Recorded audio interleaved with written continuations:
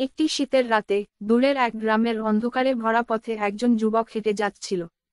গ্রামের নাম ছিল শ্যামপুর, আর সেই গ্রামের মানুষরা বলতো, গ্রামের শেষ প্রান্তে পুরনো একটি ভাঙা বাড়িতে এক ভূত থাকে।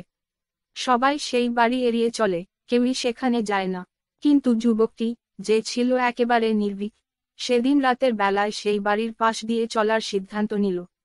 যুবক যখন বাড়ির কাছাকাছি পৌঁছালো, হঠাৎ একটি শীতল হাওয়া এসে তার গায়ের কাপড় উড়িয়ে দিল। তার মনে ভয় ঢুকল, কিন্তু সে সাহস করে সামনে এগিয়ে গেল। বাড়ির দরজা ছিল অর্ধেক খোলা, আর ভিতর থেকে মৃদু এক আলো বের হচ্ছিল।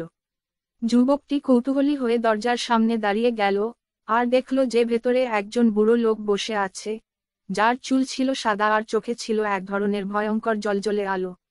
বুড়ো লোকটি ধীরে ধীরে যুবকের দিকে তাকালো আর বলল, তুই এখানে কেন এসেছিস? জানিস না, এই বাড়িতে যে আসে সে আর ফিরে যেতে পারে না। যুবকটি ভয় পেলেও বলল, আমি ভূত বিশ্বাস করি না। তুই কে? বুড়ো লোকটি ধীরে ধীরে উঠে দাঁড়ালো আর তার মুখ থেকে ভেসে এলো এক অদ্ভুত হাসির শব্দ। তারপর সে বলল, আমি তো সেই ভূত, যাকে সবাই ভয় পায়। কিন্তু তুই আমার কাছে এসেছিস, এখন তুইও আমার মতো হয়ে যাবি। যুবকটি বুঝতে পারল যে সে বড় বিপদে পড়েছে। সে দৌড়ে পালানোর চেষ্টা করল, কিন্তু দরজা বন্ধ হয়ে গেল।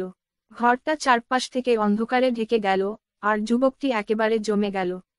পরের দিন সকালে গ্রামের মানুষরা বাড়ির সামনে এসে দেখল, দরজাটা আবার অর্ধেক খোলা, কিন্তু ভেতরে কেউ নেই। তারা বুঝতে পারল, সেই যুবকটি আর কখনোই ফিরে আসবে না।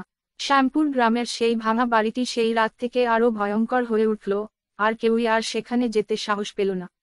তবে রাতে যখন ঠান্ডা বাতাস বইতে থাকে, তখন অনেকেই বলে, তারা দূর থেকে এক যুবকের চিৎকার শুনতে পায়, যেন সে ভূতের হাত থেকে মুক্তি চায়।